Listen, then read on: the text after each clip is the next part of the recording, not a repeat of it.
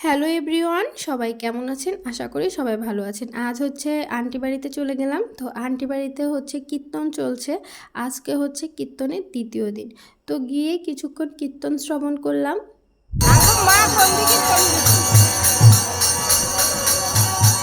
তারপর হচ্ছে প্রসাদ খেতে চলে গেলাম। আমি আমার বোন হচ্ছে প্রসাদ খেতে চলে গেছি।